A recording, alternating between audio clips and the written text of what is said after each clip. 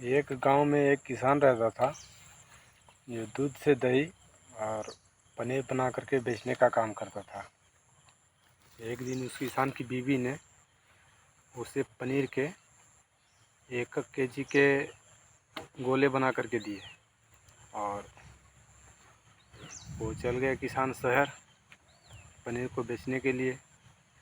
शहर में एक दुकान के पास पहुंचता है और उस दुकानदार को वो पनीर के गोला बेच देता है।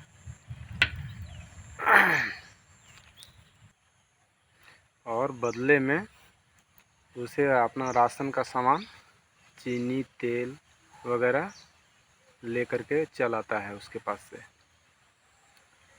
अब दुकानदार ने सोचा कि क्यों ना इसका पनीर को वज़न करके देख लिया जाए, वज़न में सही है कि नहीं।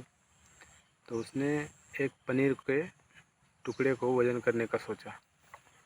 तो वो पनीर का जो गोला था 1 केजी के जगह में 900 ग्राम का निकला। तो किसान एक एक करके सबको वज़न करते गया और वो सभी गोला 900 ग्राम का निकल गया। दुकानदार गुस्सा से आग बबूला हो गया। फिर अब अगले दिन वो किसान दुकानदार के पास पहुंचता है और दुकानदार उस किसान को जैसे ही देखता है वो गुस्से से आग बबूला हो जाता है और वो किसान को बोलने लगता है धोखेबाज, मक्कार वगैरह वगैरह बहुत प्रकार का बात बोलने लगता है। और उसने बताया कि तुम्हारा दिया हुआ सारा पनीर का वज़न 900 ग्राम ही निकला, तुम 1 केजी कह करके बेचते हो और ये 900 ग्राम का ही निकल रहा है। तो किसान बड़ी ही विनम्रता के साथ कहता है कि भाई साहब, मेरे पास वज़न करने के लिए बाट नहीं, बाट मतलब जो 1 केजी 2 केजी करके होता है ना,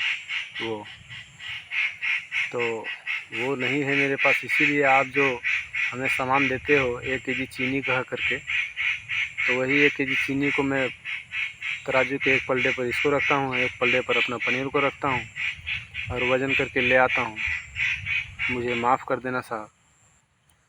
और इस तरह से वो दुकानदार को समझ में आ जाता है कि हम जो करते हैं, हम जो किसी को देते हैं, वही हमारे पास रिटर्न आता है। इसका कहने का मतलब है कि आप जैसा करेंगे कहीं ना कहीं उसका फल आपको उसी तरह का मिलने वाला है। यहाँ नहीं मिले कहीं और मिल जाए, लेकिन उसका फल अवश्य मिलेगा। जस करनी तस भरनी। Thank you. जय हिंद।